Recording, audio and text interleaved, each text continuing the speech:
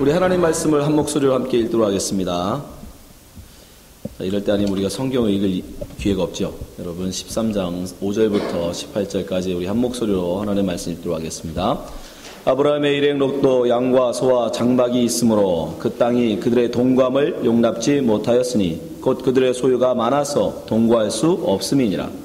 그러나 아브라함의 가축의 목자와 롯의 가축의 목자가 서로 다투고 또 가나안 사람과 브리스 사람도 그 땅에 거하였는지라. 아브라함이 롯에게 이르되 우리는 한 고륙이라. 나나 너나 내 목자나 내 목자나 서로 다투게 말자. 내 앞에 온 땅이 있지 아니하냐. 나를 떠나라. 내가 좌하면 나는 우하고 내가 우하면 나는 좌하리라.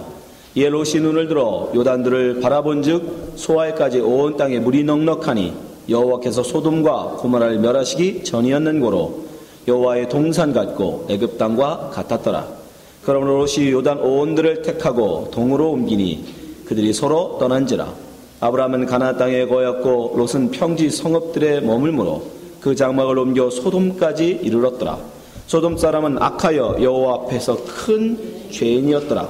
롯이 아브라함을 떠난 후에 여호와께서 아브라함에게 이르시되 너는 눈을 들어 너 있는 곳에서 동서남북을 바라보라.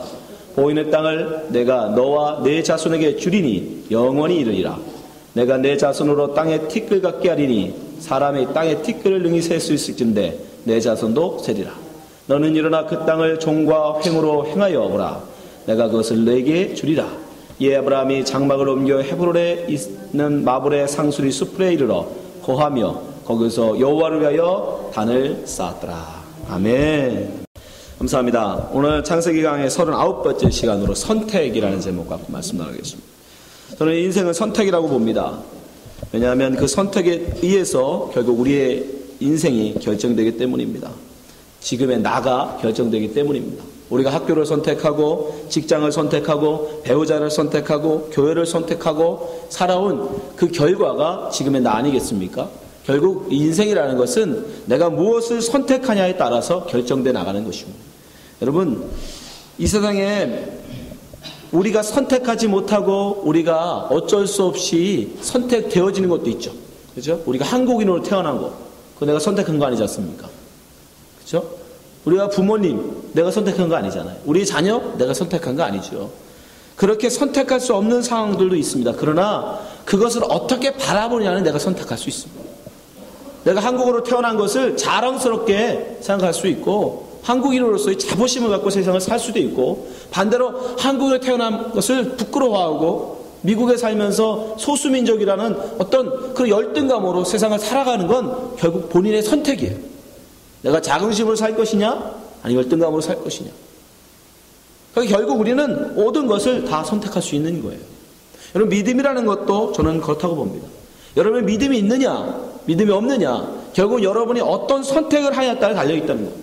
여러분이 믿음이 있다라면 믿음 있는 삶에 선택을 해야 하고 믿음이 없는 사람은 아무리 믿음이 있다라고 말을 해도 결국은 선택의 속에서 믿음 없는 선택을 하게 된다는 것입니다. 아브라함이 비록 하나님을 쫓아왔지만 그가 하나님을 쫓아서 자기 가진 모든 것 친척, 본토, 친척, 아비집을 떠나왔지만 그러나 기근이라는 시험 앞에서 배고픔 앞에서 그는 어떻게 합니까? 눈에 보이는 풍요를 쫓아가죠. 눈에 보이는 풍요를 선택합니다. 그건 뭡니까? 그건 믿음 없는 삶이에요. 아무리 믿음이 있다라고 말을 할지라도 그의 선택을 통해서 그가 정말 믿음이 있는 사람인지 없는 사람인지 드러난다는 것입니다. 오늘도 본문에서 하나님은 또 아브라함에게 또 한번 선택의 기회를 주십니다. 하나님의 시험은 여러분 첫 번째 우리에게 다가오는 시험은 뭐라고 했죠? 믿는 사람으로 하나님의 부름받은 믿음의 사람이 첫 번째 통과해야 될 시험은 기근이라고 그랬습니다. 사람은 무엇으로 사는가? 무엇을 바라보고 무엇을 위하여 사는가? 나는 이 땅의 양식을 위하여 사는가? 아니면 눈에 보이지 않는 하늘의 풍요를 바라며 사는가? 라는 시험이라고 했습니다. 두 번째 아브라함에게 하시는 시험은 무엇입니까? 반대의 시험이에요. 이제는 풍요의 시험입니다. 내게 많은 것을 주시고 그것을 어떻게 쓰시는가 보십니다. 그것으로 과연 너는 어떻게 살아가느냐? 그것을 누구를 위하여 무엇을 위하여 살 것인가? 여러분이 가진 재능, 여러분이 가진 재산, 여러분이 가진 그 달란트를 가지고 과연 누구를 위하여 무엇을 위하여 사는가를 보기를 원하십니다. 아브라함은 이제 부자가 됐습니다. 창세기 13장 2절에 보면 아브라함에게 육축과 은금이 풍부하였다. 서양 사람들은 이것을 복이라고 얘기합니다. 은금이 풍부해진 것. 그러나 우리는 지난 시간 살펴보았지만 결코 이것은 아브라함에게 기쁨이 아니었습니다. 왜요? 자기 믿음 없는 선택의 결과였기 때문입니다. 자기가 아내를 팔아먹고 받은 지참금이었기 때문입니다. 어쩌면 아브라함이 이걸 볼 때마다 가슴이 아팠을 거예요. 자기의 실수로 말미암아, 자기의 믿음 없는 결과로 말미암아 얻어진 소떼, 양떼, 은금이었기 때문에. 여러분, 이 땅에 돈이 많아지는 게 꼭 복이라고 생각하지 마십시오. 어쩌면 사기를 쳐서 여러분 돈을 가졌다면 그 돈을 벌어볼 때마다 여러분 마음은 어떨까요? 또한 이것을 통해서 그 전에 없을 때는 아브라함과 롯은 너무 잘 지냈습니다. 아무 문제 없었어요.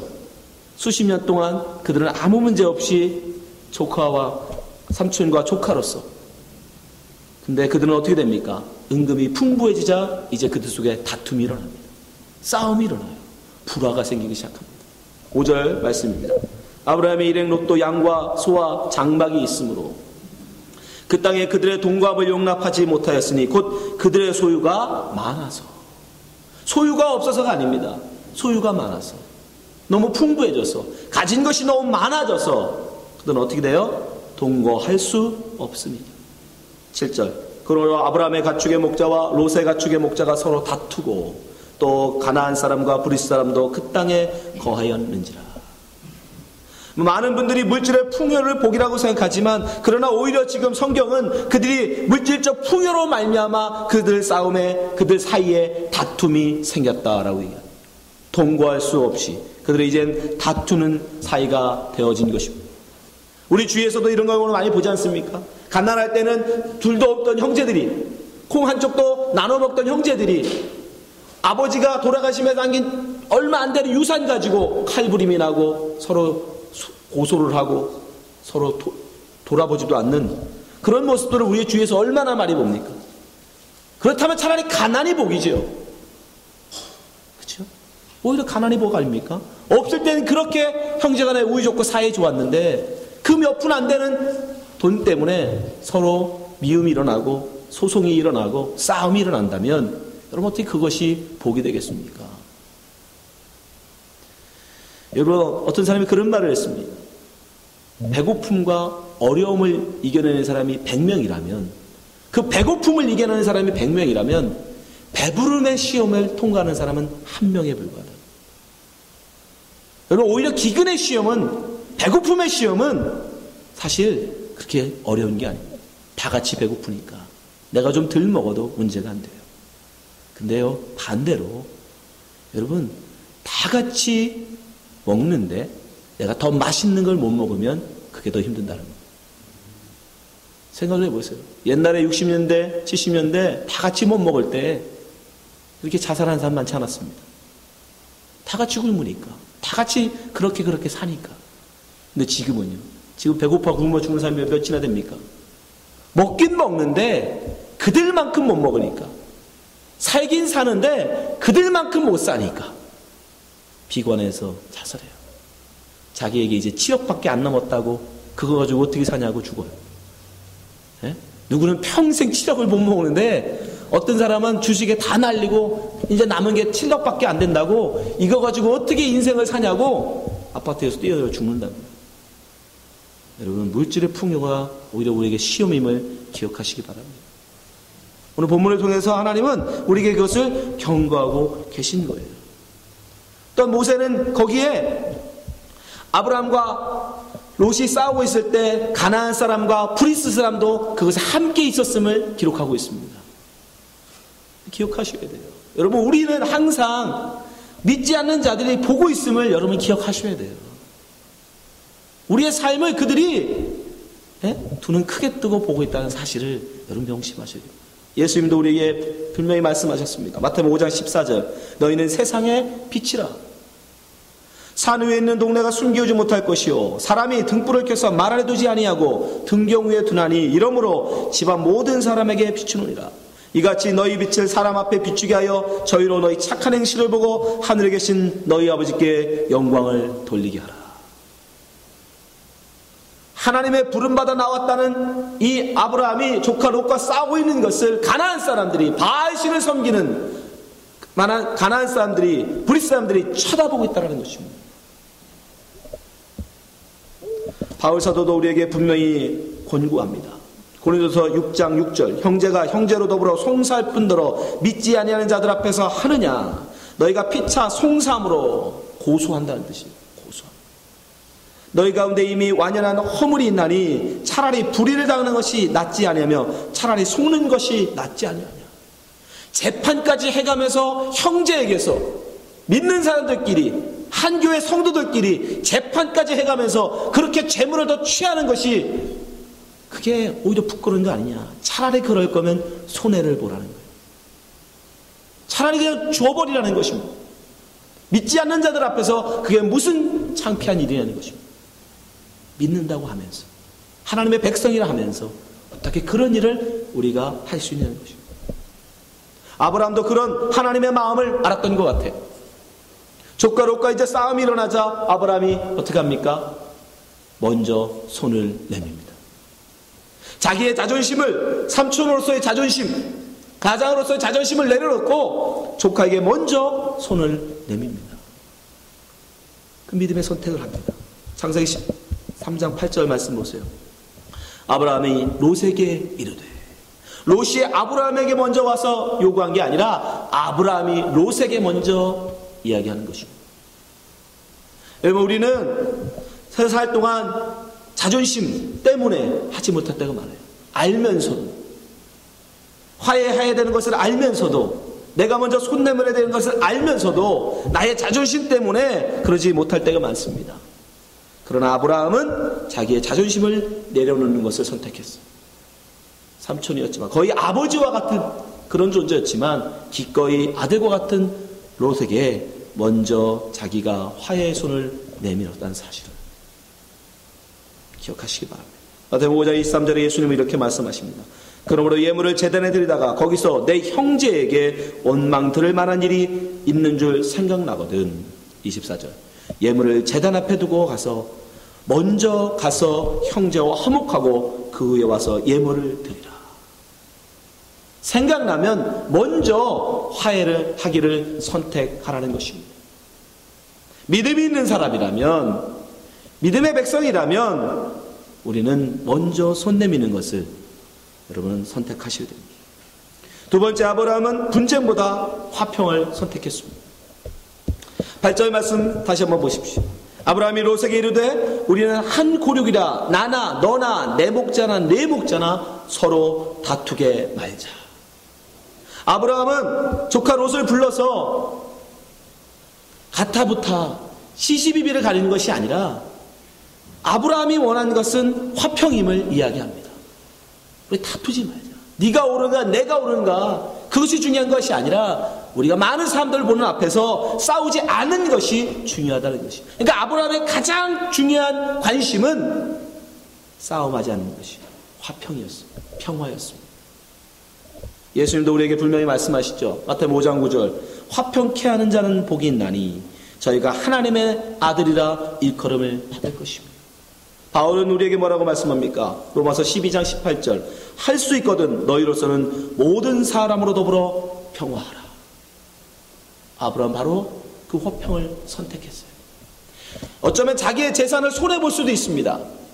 자기의 소떼와 양떼를 큰 해를 당할 수 있습니다. 그러나 그것에 그는 마음 쓰지 않았어요. 그에게 가장 큰 관심은 바로 화평이었습니다. 평화였어요. 그러기로 그는 선택한 것입니다. 마지막으로 아브라함의 선택은 물질보다는 사람을 선택했습니다. 자기의 물질, 풍요보다는 조카 롯을 얻기를 선택했던 것이에요. 9절 말씀 한번 보시기 바랍니다. 내 앞에 온 땅이 있지 아니하냐? 나를 떠나라. 내가 좌하면 나는 우하고 내가 우면 나는 좌하리라. 그는 과감하게 자기의 기득권을 내려놓습니다. 그리고 아브라함에게 먼저 선택권을 줍니다. 여러분, 아브라함과 조카는 어떤 사이입니까? 롯은 어떤 관계예요?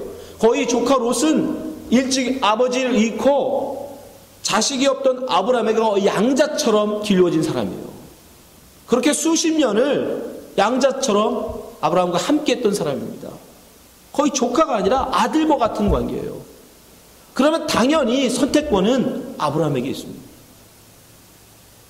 자기 양떼를 위해서 물이 풍부하고 목축이 많은 동쪽을 얼마든지 먼저 선택할 수 있는, 그래도 아무런 문제가 되지 않아요. 당연한 거예요. 그럼에도 불구하고 아브라함은 어떻게 해요? 그 물질의 풍요를 선택하면 조카를 잃게 되니까 오히려 자기의 물질의 손해를 포기하고 조카를 얻기를 선택한 것입니다.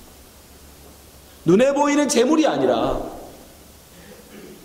사람을 선택한 것이요. 왜요? 그는 기근을 통해서 배웠거든요. 이 눈에 보이는 재물 결국 다 하나님이 주신 거잖아요. 자기가 그릇되이 행하여 갔음에도 불구하고 하나님이 채워주신 재물이었기 때문에 그는 그것에 연연하지 않았습니다. 자기에게 맡겨준 그 조카를 더 그는 함께하기를 원했던 거예요. 여러분, 바로 그렇게 하나님의 사람들은 눈에 보이는 것이 아니라 눈에 보이지 아니하는 하나님과의 그런 풍요, 하나님의 세상, 화평, 그것을 선택하더라는 것이에요. 그래서 하나님은 이제 아브라함의 마음을, 이가 이제는 풍요 속에서도 그 많은 자기의 재물, 그것에 연연하지 아니하고 오히려 조카 그 하나를 얻기를 원하는 마음을 아시고 그게 어떻게 합니까? 이제 진짜 풍요를 주세요. 진짜 풍요. 눈에 보이는 소떼, 양떼, 땅이 아니라 정말 하늘의 복. 창세기 13장 14절부터 말씀 보세요. 롯이 아브라함을 떠난 후에, 이걸 기억하셔야 돼요. 롯이 떠난 뒤에 그냥 해본 게 아니라 정말로 롯이 동쪽을 택하여 떠나고 아브라함은 반대쪽을 광야로 갈 수밖에 없는 상황에서 하나님은 그에게 나타나십니다. 여호와께서 아브라함에게 이르시되 너는 눈을 들어 너 있는 곳에서 동서남북을 바라보라. 보이는 땅을 내가 너와 내 자손에게 주리니 영원히 이르리라. 내가 내 자손으로 땅의 티끌 같게 하리니 사람이 땅의 티끌을 능히 셀 수 있을진데 내 자손도 세리라. 이 말은 반대말이에요. 땅의 티끌을 사람이 셀 수 없음 같이 너의 자손도 셀 수 없을 만큼 많은 자손을 주겠다는 것이에요. 17절 너는 일어나 그 땅을 종과 횡으로 행하여 보라. 내가 그것을 내게 주리라. 제가 말씀드렸지만 진짜 땅을 주시겠다는 말 아닙니다. 이거 뭘 주시겠다는 거요? 천국을 주시겠다는 거예요. 천국. 하늘의 기업을 주시겠다는 거예요. 하늘의 기업. 그는 땅에 있는 이 땅의 재물, 이 땅의 소떼, 양떼, 그걸 버리고 믿음으로 화평을 택하고 조카 롯과의 함께함을 택하였더니 하나님께서는 이 땅의 재물과는 비교할 수 없는 하늘의 복으로, 풍요로 그에게 주시더라는 거예요. 그게 믿음에 선택한 사람의 모습인 거예요. 그리고 아브라함은 그 말씀을 온전히 믿습니다. 그리고 그 하나님을 위하여 단을 쌓죠. 18절 이에 아브라함이 장막을 옮겨 헤브론에 있는 마므레 상수의 수풀에 이르러 거하며 거기서 여호와를 위하여 단을 쌓았더라. 무슨 뜻이에요? 하나님의 이름만 부르겠다는 거예요. 세상 사람들은 은금의 풍부함, 소떼 양떼의 많음으로 세상 사람들은 살지만, 눈에 보이는 물질을 바라보고 살지만 자기는 하나님의 이름을 인하여 기뻐하고 즐거워하는 믿음의 삶을 살겠다는 뜻이에요. 그 고백으로 그는 단을 쌓은 것이에요. 바로 이렇게 믿음이 있는 사람은 믿음의 선택을 합니다. 반대로 믿음이 없는 사람은 어떤 삶을 선택할까요? 믿음 없는 선택을 하고 살아요. 롯의 선택을 한번 보십시오. 롯은 어떤 선택을 합니까? 자기의 유익만을 위한 선택을 해요. 나만. 아브라함은 관심 없어요. 자기를 아버지처럼 자기를 돌봐주고 자기를 이제까지 키워줬음에도 불구하고 아브라함에 대해서는 전혀 요만큼도 생각하지 않고 나의 유익만을 생각합니다. 창세기 13장 10절 이에 롯이 눈을 들어 요단강을 바라본 즉 소알까지 온 땅에 물이 넉넉하니 여호와께서 소돔과 고모라를 멸하시기 전이므로 여호와의 동산 같고 애굽 땅 같았더라. 그러므로 롯이 요단 온들을 택하고 동으로 옮기니 그들이 서로 떠난지라. 아무리 아브라함이 자기에게 먼저 선택권을 양보했다 할지라도 양심 있는 사람이라면, 적어도 아브라함을 생각하는 사람이라면, 아브라함에도 많은 소떼와 양떼가 있는데 어떻게 자기만 그 좋은 땅을 다 차지하고 가버립니까? 근데 왜 그런 선택을 합니까? 그의 선택 기준은 나였기 때문에. 내 소떼, 내 양떼, 내 재산, 나밖에 없었기 때문에 다른 사람의 유익은 관심이 없어요. 마치 아브라함이 기근을 피하여 어떻게 해요? 나만 살자고 자기 아내를 팔아먹는 것처럼. 이게 믿음 없는 사람들의 선택의 기준입니다. 믿음 없는 사람들은 다른 사람의 유익에는 관심이 없어요. 내 유익만 관심이 있어요. 내가 살고 내 재산이 풍부해지고 내가 건강해지고 내가 잘 되는 것만 관심이 있어요. 다른 사람이 그것 때문에 아파하든, 다른 사람이 그것 때문에 힘들어하든, 다른 사람이 그것 때문에 외간 남자랑 잠을 자든 신경 안 써요. 나만 살고 보면 되는 거예요. 나만 부자 되면 돼요. 그게 믿음 없는 사람들의 공통점입니다. 두 번째, 믿음 없는 롯은 어떤 선택을 해요? 눈에 보이는 것만을 쫓아가요. 눈에 보이는 것. 그가 눈에 보이는, 눈에 보기에, 눈을 들어 소할 땅을 보기에 좋은, 그죠? 눈에 보인 풍요, 그 소할 땅을 택하여 가지 않습니까? 그리고 결국은 어디로 가요? 소돔성으로 가요. 소돔성은 어떤 곳이에요? 성경 말씀에 거기는 여호와 앞에 큰 죄인들이 있는 곳이에요. 그러면 그건 상관없어요.